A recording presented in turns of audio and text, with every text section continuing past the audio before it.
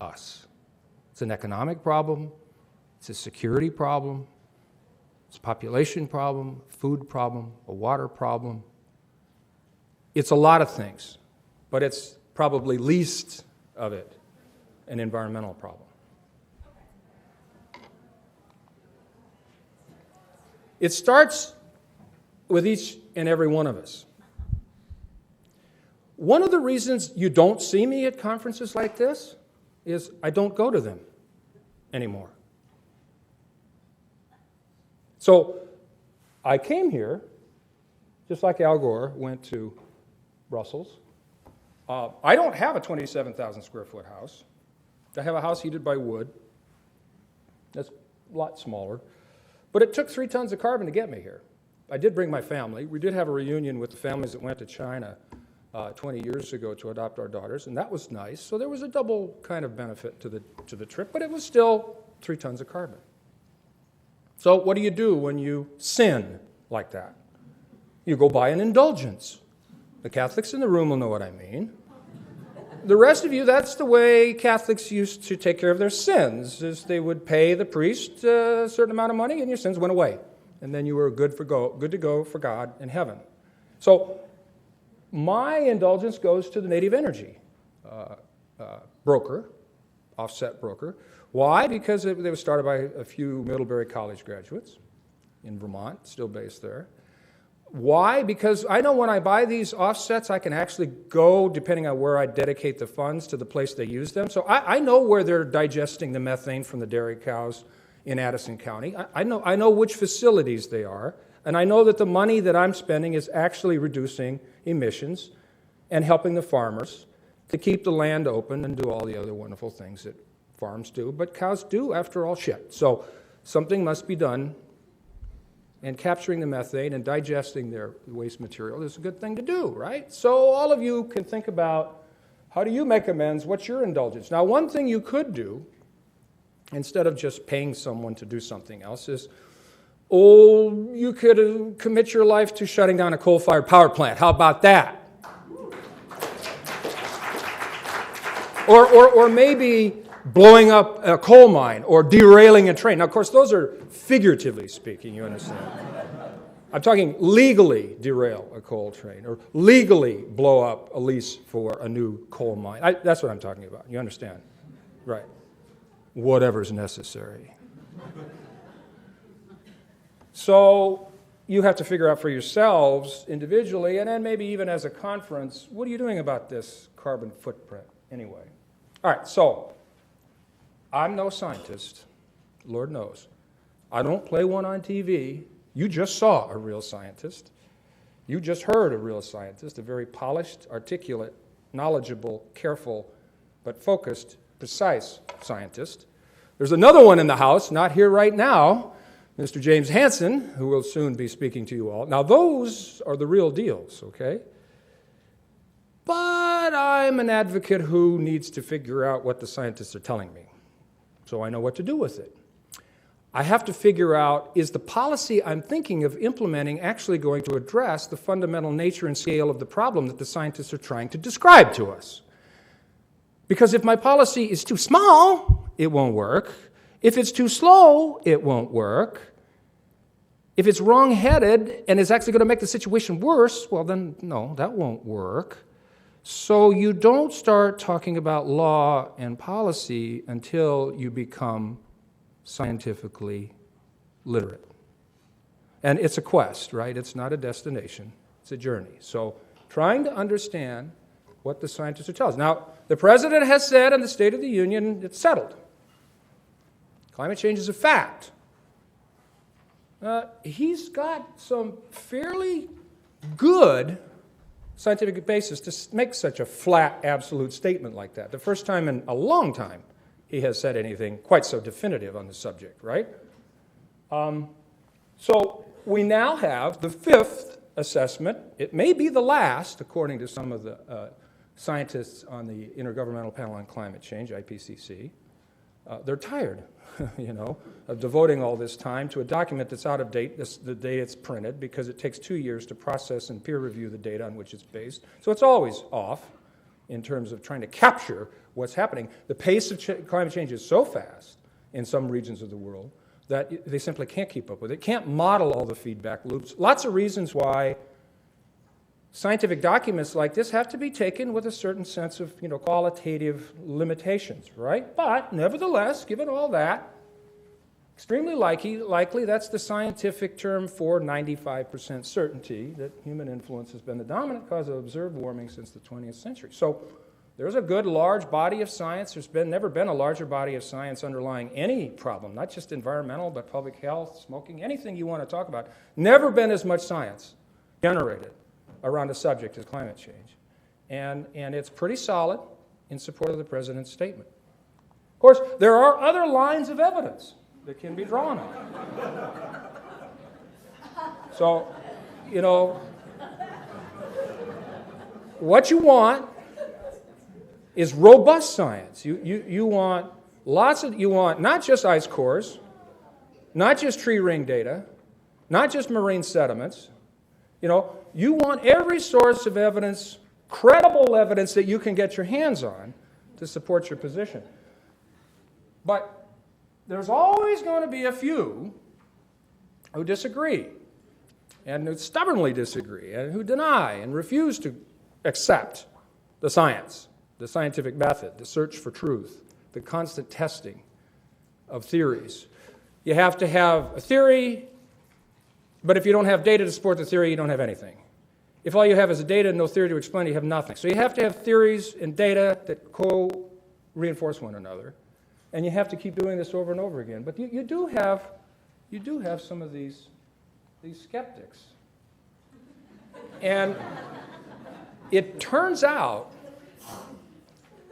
that as a result of the phenomenal work that Naomi Orestes and her colleague, whose name escapes me right at the moment, did in Merchants of Doubt,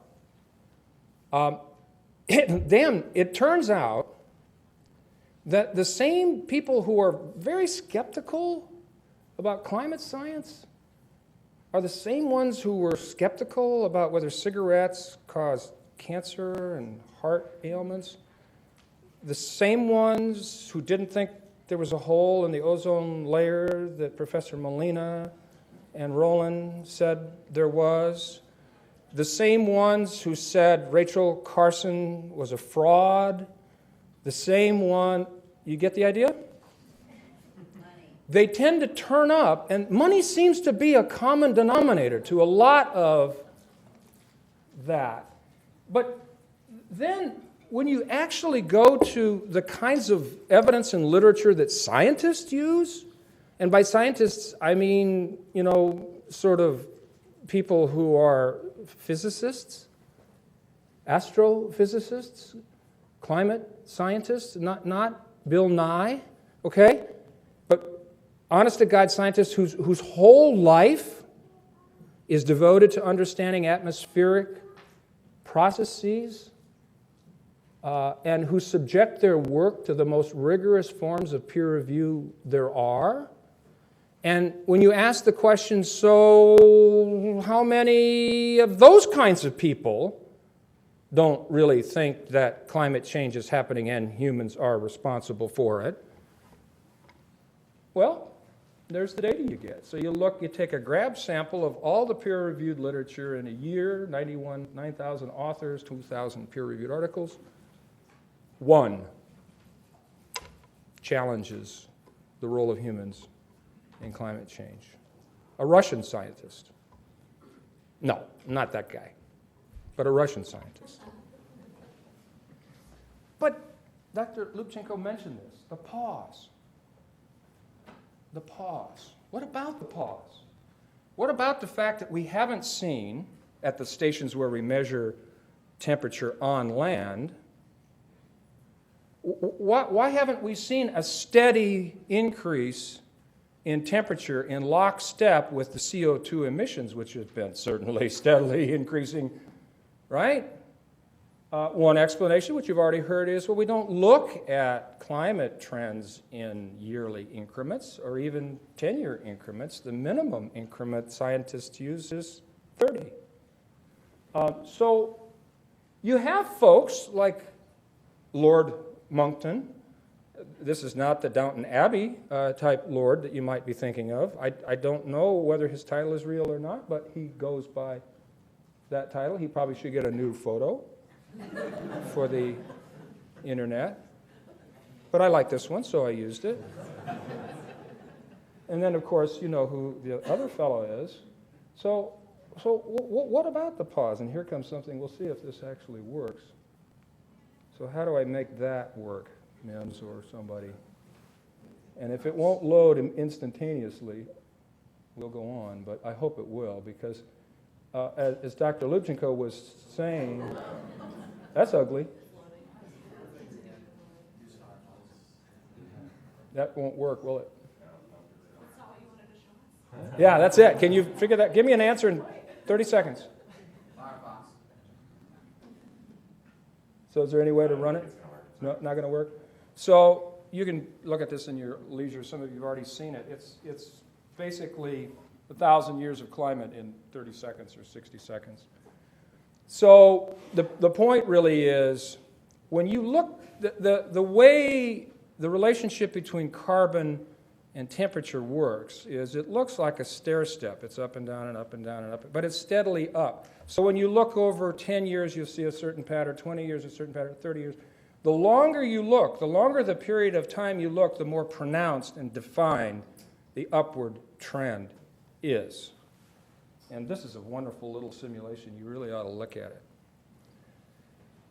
Okay, so facts aren't enough. We've heard that already. Facts don't move worldviews. The cognitive literature tells us that. Why do 80% of Democrats think there is climate change and humans have something to do with it, and 80% of Republicans don't? I don't know. But actually, when I was listening to Jane, if I may say, and her solution to the Norway rat, I was thinking, I wonder if that would work in the House of Representatives. Just, you know. So we know that this massive body of science, which keeps growing, is not moving our national legislators. They're stuck in stupid. So we have to do something about that. We know that we've had 19 meetings at the Conference of the Parties under the UN Framework Agreement. And we've had, middling progress, shall we say. We've had the European trading scheme up and down. It's now gone flat twice. The price has dropped to zero. They're still trying to prop it up. It's not as robust as we might like. We know that people aren't signing up for it. People are actually unsigning. It's 200 countries, everybody with a veto. It's a difficult place to do business. You think Washington, D.C. is tough? We have this insistence on equity, this thing called equity. 50% of the greenhouse gas emissions that are going into the atmosphere are coming from 1% of the population on Earth. That's a problem. That's an equity problem. It troubles the developing world to think that they would be held back and not be able to address the grinding conditions of poverty and health and all the rest of it, and that the fat cat countries that have caused all these problems aren't going to step up to the plate and pay their more than fair share. But the point is this: the climate doesn't care about equity. Sustainability, if it means anything, it's a physical concept. It's not a social construct. Lots of people think it is. I understand. They argue that. Fine. But there is an irreducible physical element to what we're talking about. We're up against the law of physics. We're not negotiating the nutrient standard for Lake X. We're not saying you can build your dam, but you've got to paint it green.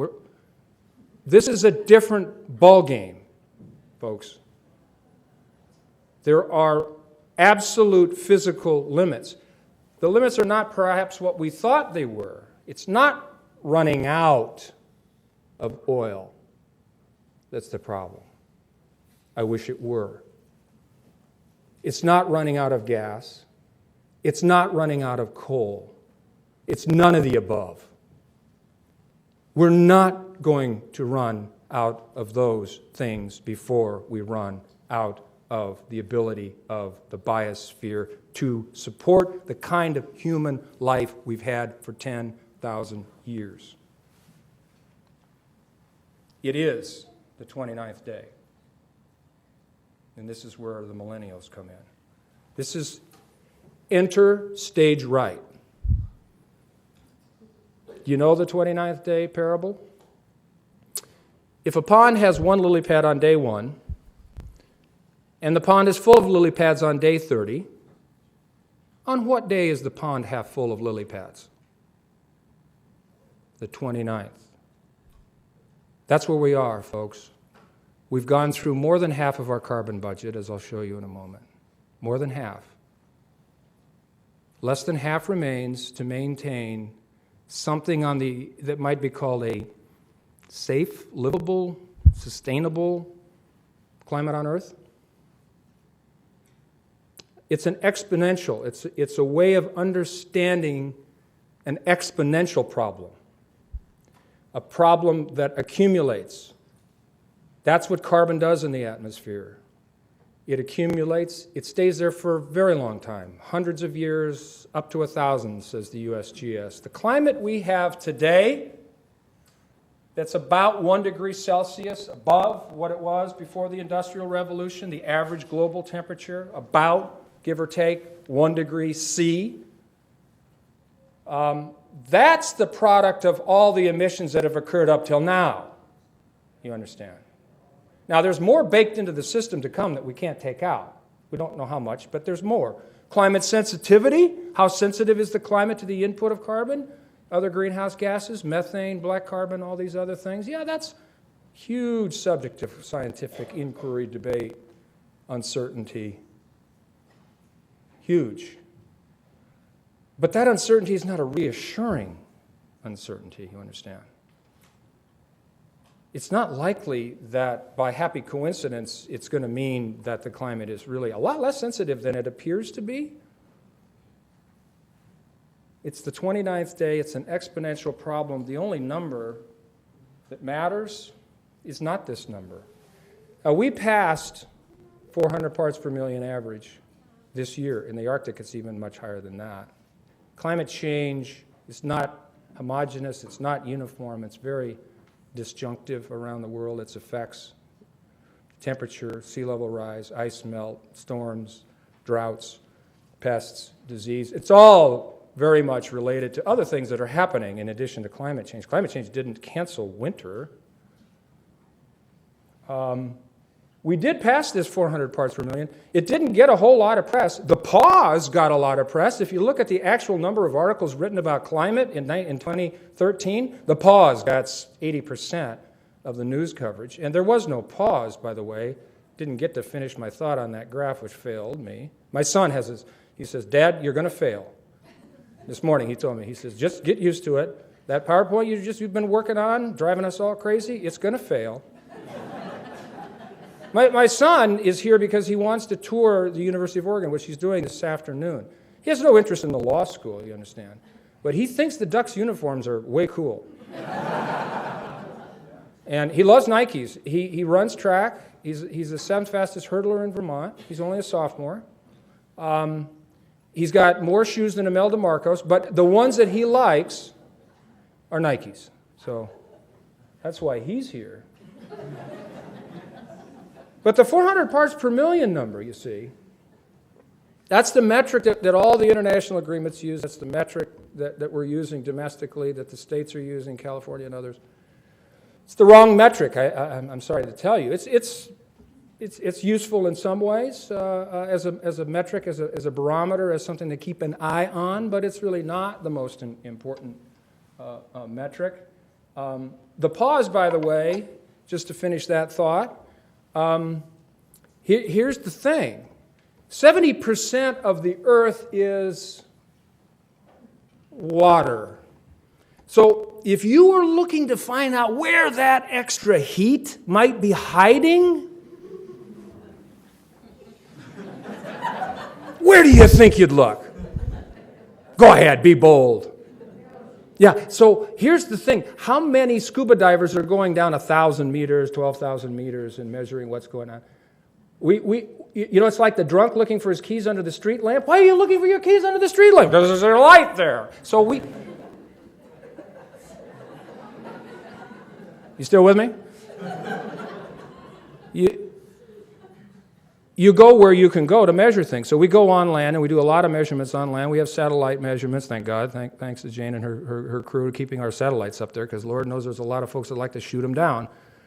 That would really end the debate about climate science, because we wouldn't have any.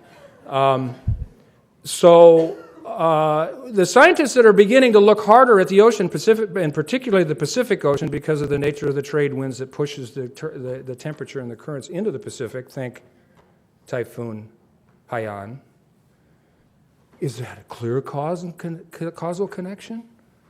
I don't know. How many rivets do you want to see come out of the wing before you get off the plane? I don't know. I don't know the answer to some of these profound questions.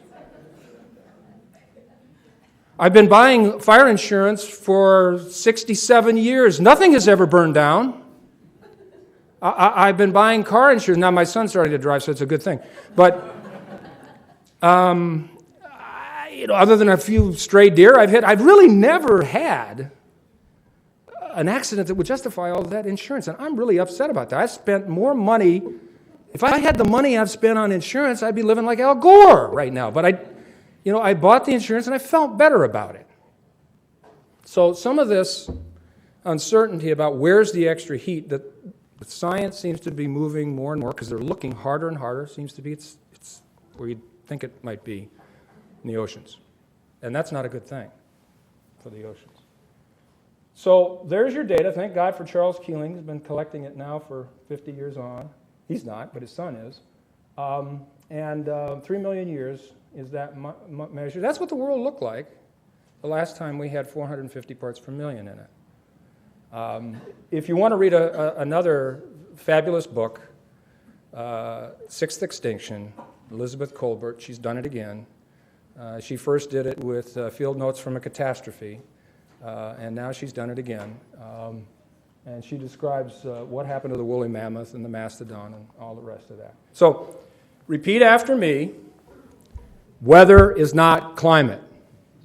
Weather is not climate. Thank you.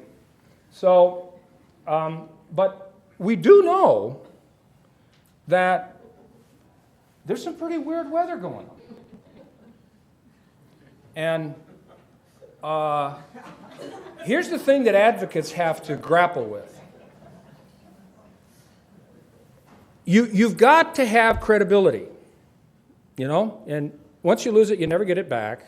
You only get one chance to make a favorable first impression. So you have to learn to talk about weather and climate. And Jane has already properly claimed the best metaphor, which I was going to use, but I have another one.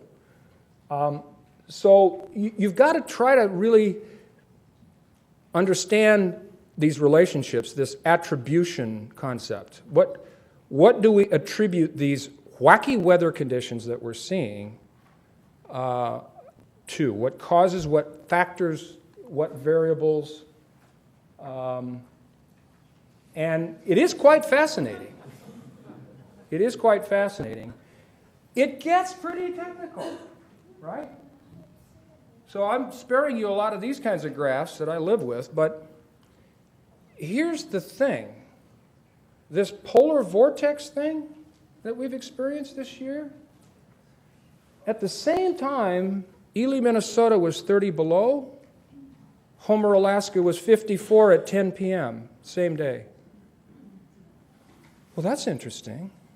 Homer, Alaska was warmer than any place other than South Florida in the United States in January. You perhaps remember the Australian Open? A little warm.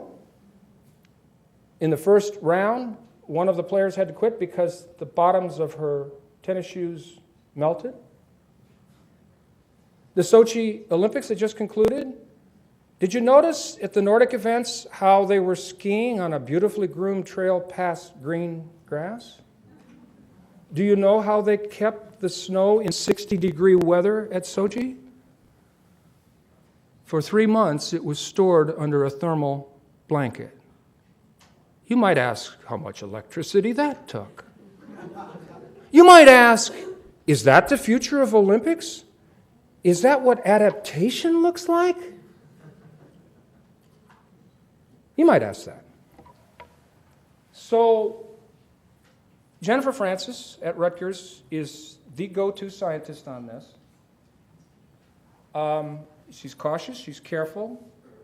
I think she's on to something. Her explanation is the jet stream that usually forms a very tight band around the Arctic, and those rings that you see, those wavy lines that you see, are usually very tightly controlled. They pull warm air from the tropics, cold air from the Arctic. They determine our fronts, the way weather moves. When those things get loopy or drunk, as she says, some very weird things happen. Stuff stalls forever.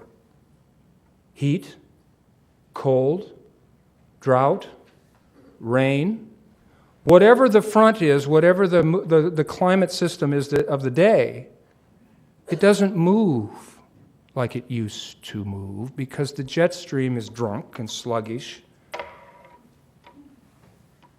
I ain't no scientist, but I'm paying attention to what Jennifer Francis is talking about. There's the metaphor that Jane grabbed from me. What do these guys have in common with climate change? Who's the guy on the left? It's A-Rod. Now, some of us don't have to take our shirts off, to be cool, but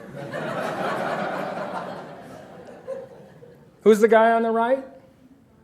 Barry Bonds before, Barry Bonds after. So I love it. Steroids, weather on steroids, it's exactly right.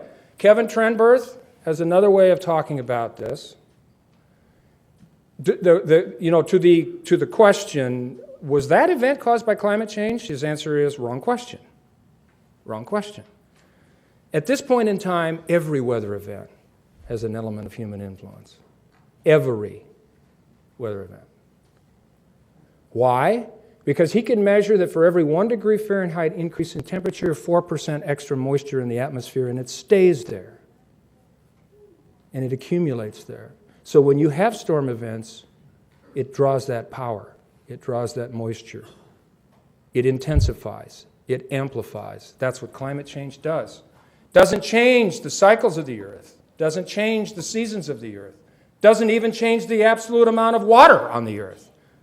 But it distributes it very differently in ways that humans have never experienced. We're in the Anthropocene. The Geodetic Society of the United States is right now debating and preparing all the technical literature they need to pronounce that we are, in fact, in a new geologic epoch. I'm going to skip this. You can go there and look at this. The number of anomalies around the world in 2013 is just absolutely staggering. Craziness. Global weirding, as some would like to say. There's a good quote. He's good for quotes.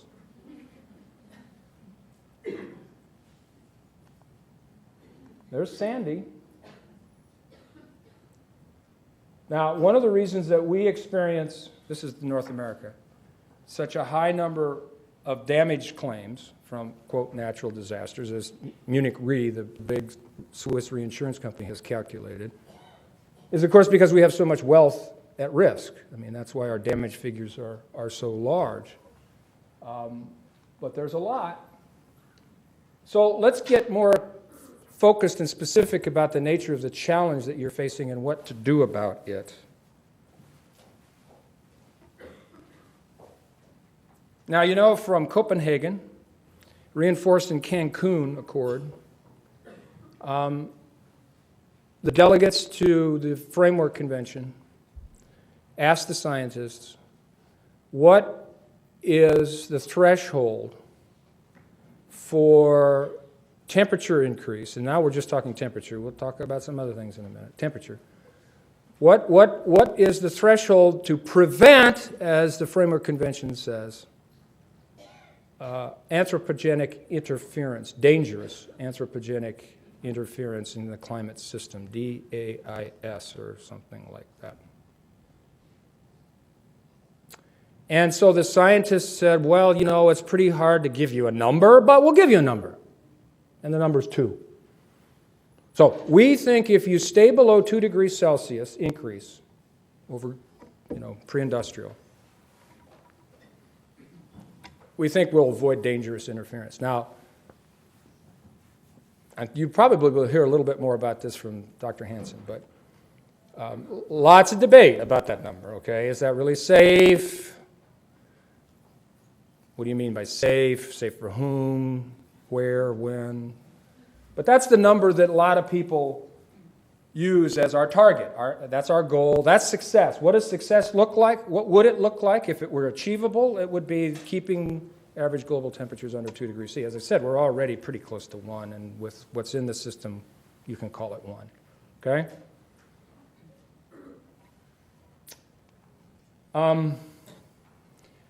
But here's the deal.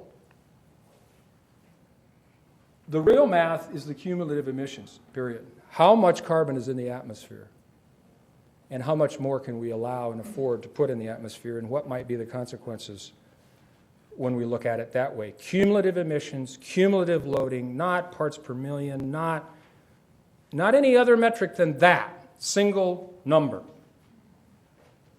And this work was done by different groups of scientists, Potsdam, Hadley, other scientific institutions around the world. It all has come together now in the IPCC fifth assessment and been adopted. And the number's 1 trillion metric tons. If you want to stay below 2C, if you want to accept that that's a safe threshold with all the uncertainties around it, we've crunched the numbers. Our considered judgment as scientists is you've got to limit atmospheric accumulations to 1 trillion metric tons carbon. You get complicated. What's the conversion of tons of carbon to tons of carbon dioxide? Let's leave that aside for now. And let's not try to bring in all the other greenhouse gases and black carbon. Let's just keep it as simple as we can. Just talk carbon, because that's what accumulates. That's the long-lived pollutant of concern in the ocean as well as in the atmosphere. And there we are. We've used already, since pre-industrial times, over half our budget, 565 billion metric tons. That's the amount we have left to play with, right there. This number up here, okay, this is the scare the shit out of you number. Because that's the number representing the known fossil fuel reserves on the books of the largest corporations and public, including public, country-owned corporations in the world. Way more than enough to go beyond 2, to go beyond 3. If all of the known, and these terms all have technical meaning. There's the difference between estimated and known and so on, provable. Known reserves were actually burned, you're talking 3.6 degrees Celsius, maybe 4. Take a deep breath. Do you see the challenge of your generation? Now, we failed. We blew it. You know, a lot of us, Zig and I, we've been around a long time. We had hair, lots of it.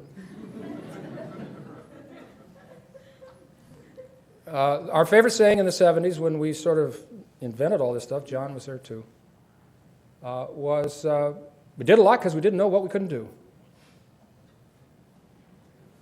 That's different now. It's different now. But that's your challenge. That's your challenge. You've got to figure out what you're going to do with that top number. What are you going to do with those assets? Are they stranded assets in energy law terms? Company's going to write them off? Well, there's a big movement among investors to get them to do that.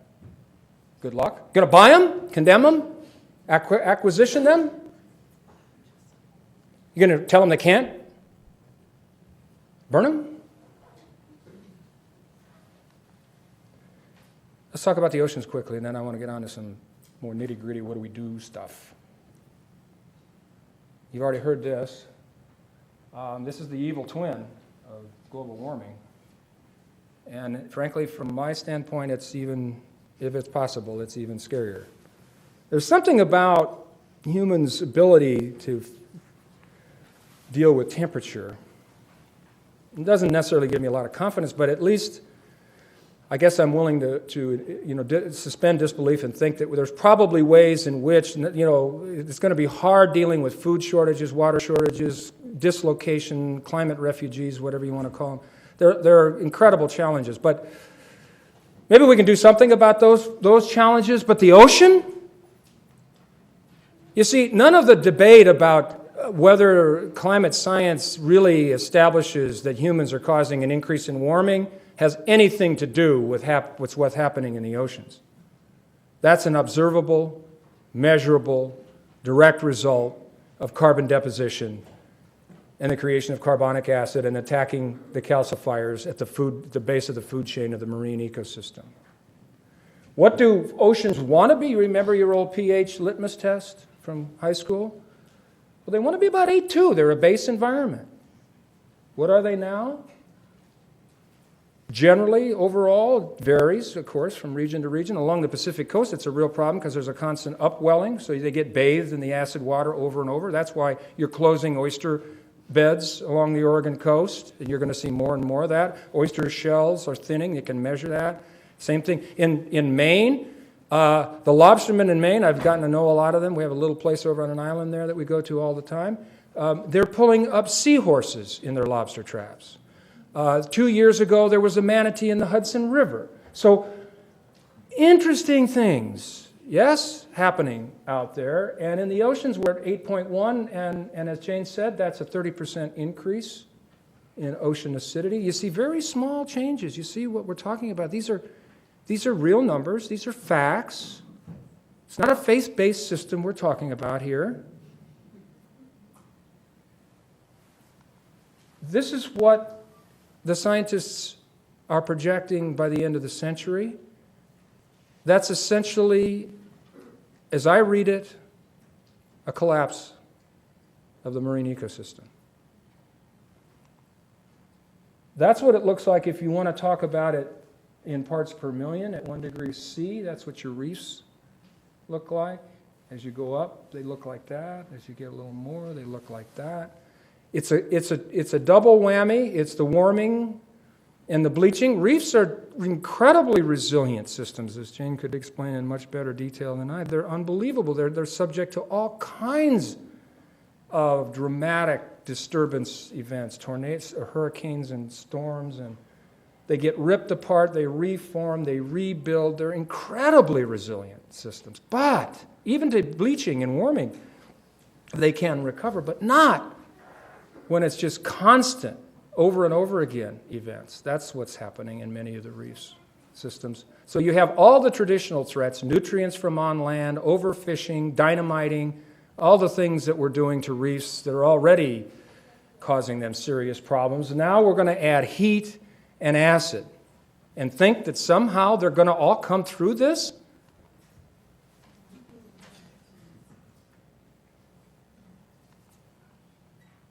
But just in time, the doctor is here. So, if you're sick, and our planet is sick, it's got a fever, it's got too much cholesterol, too much osteoporosis, it needs a prescript, there it is. You've got to start reducing your carbon emission by 6% per year. You should have started 20 years. You should have started in 1988 when I told you. If you had, we would have had a soft landing. That's what's gone. And that's a shame and it's a tragedy, and I feel personally responsible for it, but it's really Zig's fault. But that's that. That's done. That's over. We can't bring that back. You see, the thing about the change is, again, USGS data, it's 1,000 years. So you're locking it in. You're locking the changes in. You don't turn it back. You don't turn the thermostat down. Oh, yeah, I know. They're talking about, injecting the ocean with iron. Yeah, good luck. But the point is, the real prescription is to reduce emissions about 6% per year. And you can take a look at these slopes, and you can see what the cost of delay is. Forget about crossing certain thresholds, tipping points. At what point does the melting of Greenland, for example, become irreversible? There's an interesting question, thought exercise. Greenland is breaking apart. It's not melting like a cube of ice on a stove, you understand? It's breaking apart. And Antarctica, it's not just melting from above, it's melting from below. In fact, the heat of the ocean is causing more melting than solar radiation. And when that happens, it melts the pack ice that holds the glaciers in place, and they slide off the land mass, and they disappear. That's what's happening. So if that process is underway, and it's being reinforced by the loss of albedo and black carbon landing on the ice surface and concentrating the solar radiation, if all of that's happening all at once, all of the time, 24/7, do you think maybe it comes to a point where you really can't stop it, no matter how many heroic efforts you may want to throw at it? How many mirrors you want to put in space? How many volcanoes you want to build to bathe the Earth in sulfuric acid, which some serious scientists are talking about doing? Or how many trees would you like to plant, and how fast can you plant them to suck the carbon out of the atmosphere? No. There's no getting around it. That curve has got to come down sooner than later. Look at that ski slope. Nobody at Sochi could have handled that. There's another number to think about. That's the number of corporations that own 2/3 of the fossils on Earth. Guess who it is? Take a wild-ass guess. Exxon would be there. Who else should we nominate? Chevron, of course. Shell, why not? BP, Beyond Petroleum. There they all are. I'm not going to take time. Go there and look. They're all there. It's a beautiful little simulation chart. You can spin the dial and see who owns what, where, and what, oil, gas, coal, tar sands. Who are they? Where are they traded? And you can start thinking now, you start thinking about, okay, what's my job? Well, my job is to change each and every one of those by whatever means necessary. Shareholder petitions, buyouts, reinvestment, talking to financial brokers, working for Ceres, the socially responsible investing organization that has petitioned all of these corporations to divest, to diversify now, or we'll pull our $1 trillion out because we don't like the risks. So get your hit list out and get to work. The pipeline. Yes, it's a symbol. Again, Dr. Hansen will tell you about the dirtiest fuels on the planet and the carbon bomb that sits under the Alberta tar sands. And yeah, it's terrible, it's horrible. Is it really a game over? Not if you crunch the numbers, it's not. But my God, when are you going to stop building the infrastructure that you can't undo, that takes 40 to 50 years to amortize? We call it carbon lock-in for a reason. This is, I'll do it tomorrow. I promise I won't take another drug until tomorrow. So this is both a practical, it's 800 million gallons of the dirtiest fuel on the earth per day coming through this pipeline. It's time to say no. Will he?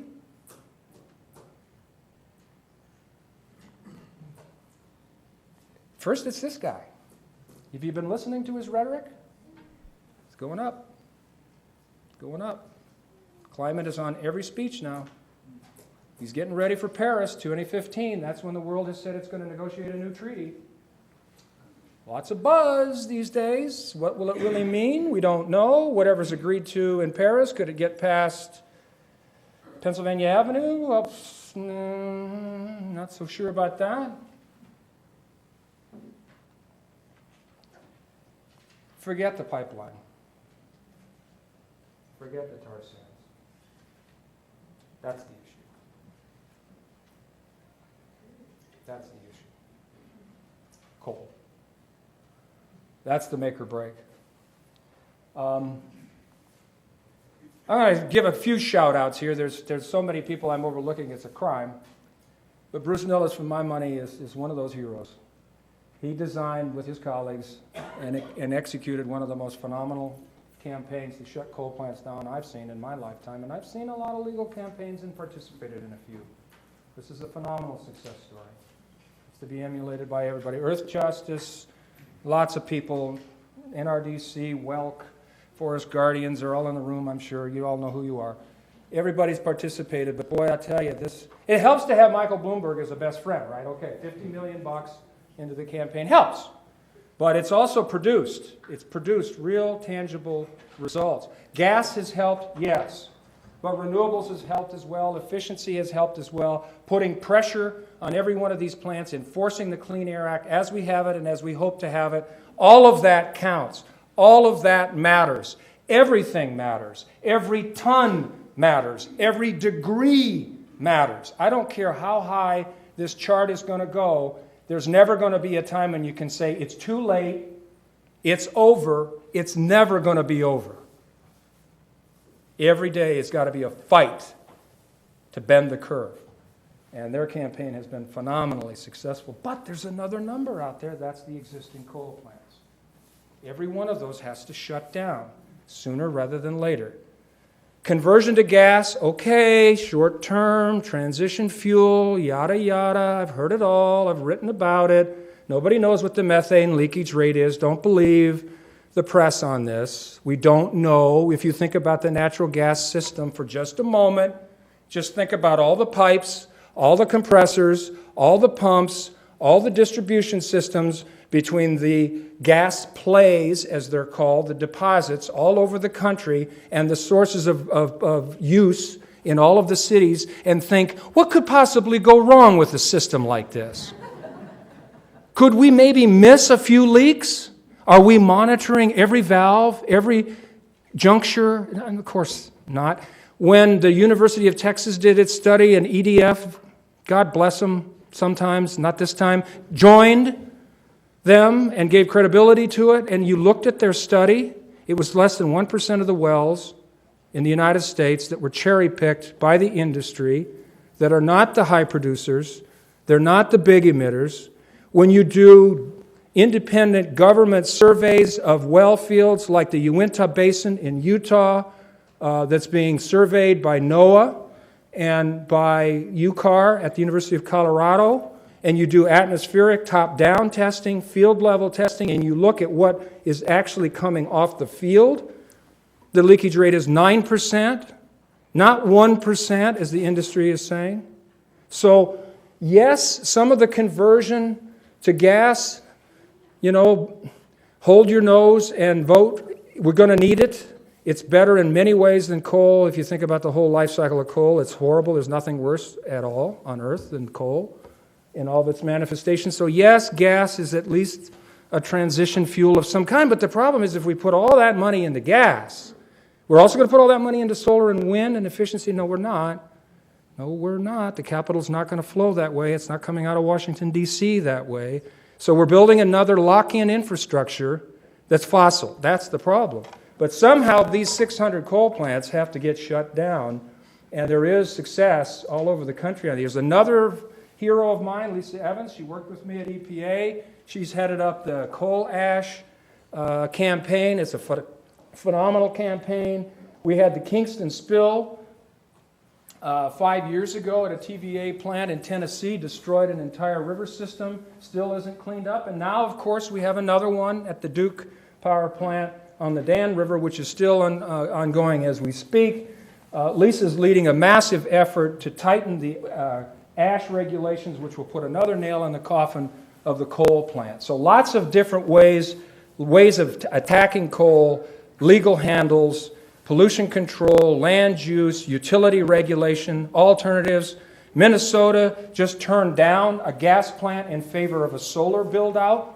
Phenomenal. Minnesota, solar, who knew? So there's lots of things happening out there, but it's a whack-a-mole problem, folks. Every coal plant we shut down in the United States pops up, where? China, India, Great Britain, 33% increase in coal. Germany is shutting down their nukes because of Fukushima. Probably a good idea. What are they replacing them with? Coal. Where's the coal coming from? All over, but who's got the most coal in the world? Raise your hand. We do.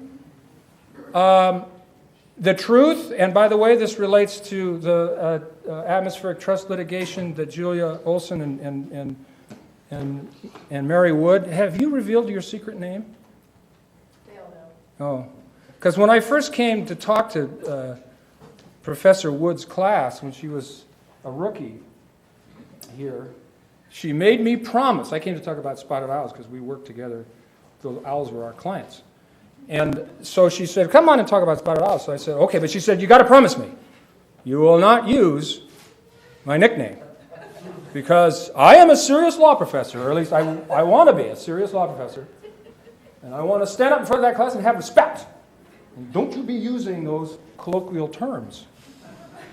Well, I think it's safe to say by now she's established herself, do you think, maybe? Just a little, do you think? Just a little. So her real name is Mimsy. That's her real name. Go back to ATL. You're on this. Yeah, I'm on a roll. So ATL. So here's the thing. Now, Obama rightly claims, the Obama administration rightly claims that our emissions, overall emissions, are down at the lowest point they've been in 5 years. Okay.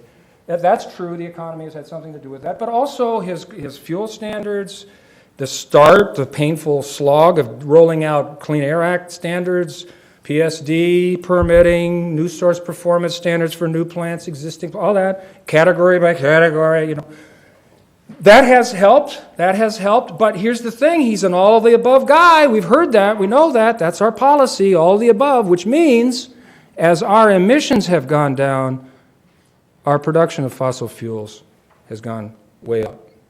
And guess where those fossil fuels are going? And guess what the climate doesn't care about? It doesn't care where they're burned. So claiming credit for reducing our emissions when we're increasing emissions in China, where most of our manufactured goods are coming from, is a net loss. All right. So we've got to work on the export market. We've got to fight the terminals. This is where some of the focus has to be. The brokers, the green eyeshade people, the banks, the financiers. When Goldman Sachs says something like this, the window on thermal investment in thermal coal is closing, I suggest we take note of that. So the financial markets are starting to get it, and we've got to drive that point home even more. So how do these wonderful lawyers, Julia Olson up there, and that person down on the left we all know, and Tanya, or is Tanya here? I'm not sure. All these wonderful lawyers, and gee, I wonder why they're all women. All this work they're doing, the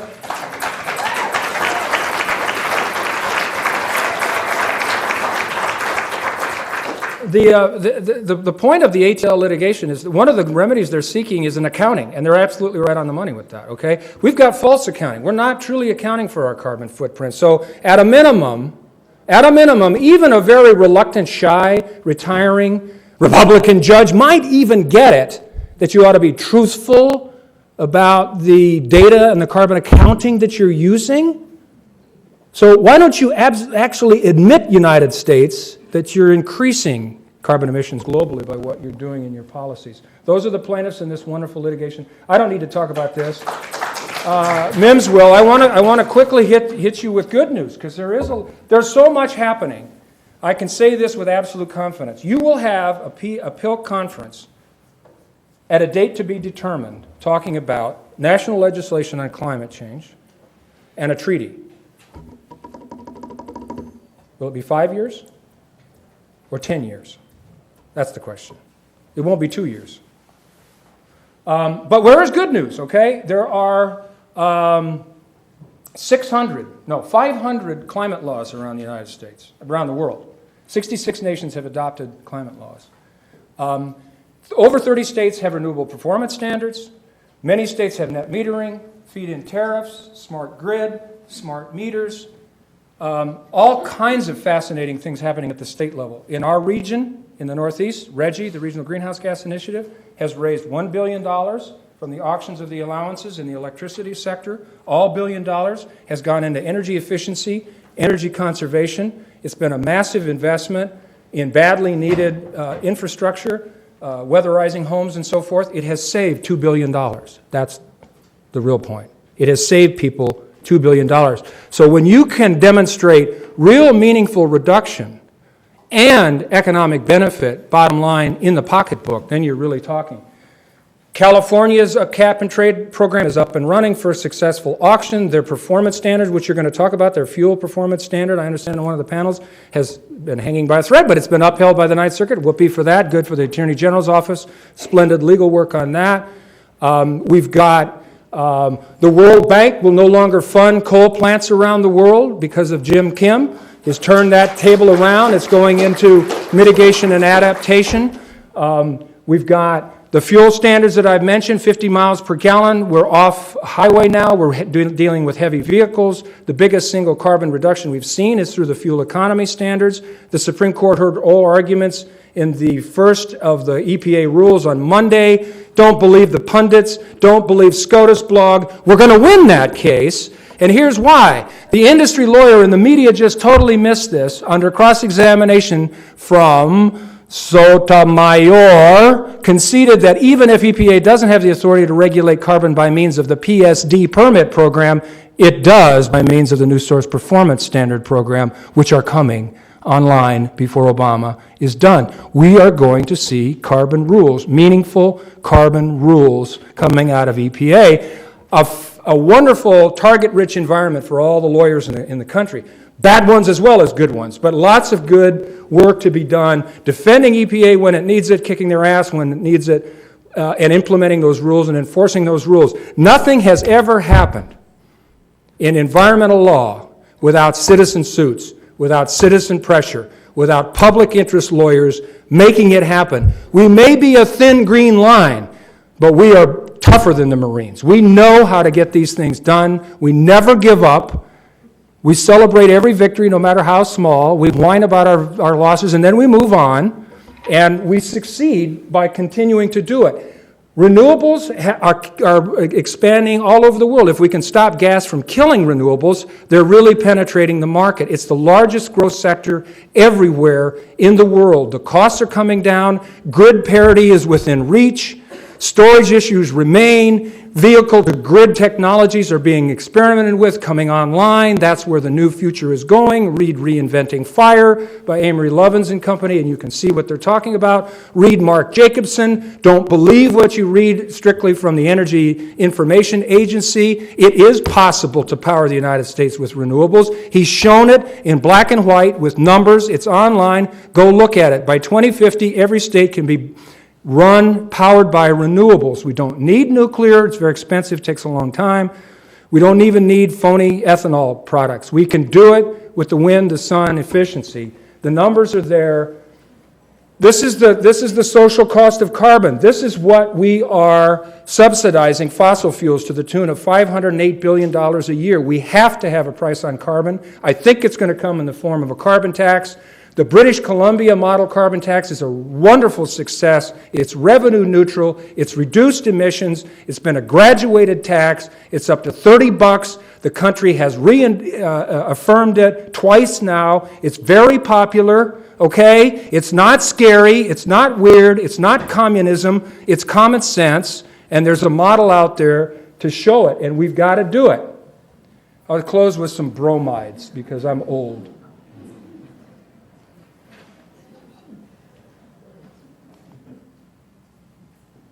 If you built castles in the air, Your work need not be lost. That is where they should be. Now put the foundations under them. That's what lawyers do. That's what environmental specialists do.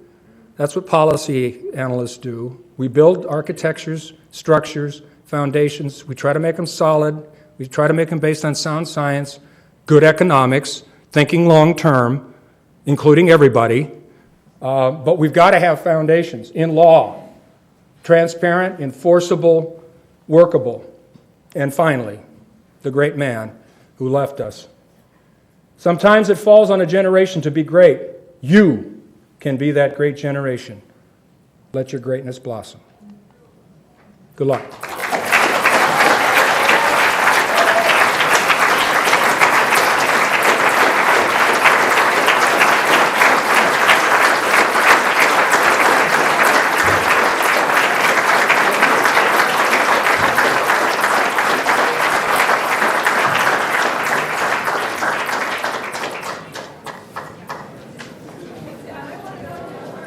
One announcement to make, the keynote at 5 p.m. will be in this building as well. There should be an overflow room in 110. And also there is a PIELC celebration tonight. It'll be at 8 o'clock. You can get your tickets at registration. They're $12 beforehand, or you can pay $15 at the door. There'll be live music by Polecat. There'll be beer and food. And it'll be 21 and over, so leave the kids at home. All right, thank you.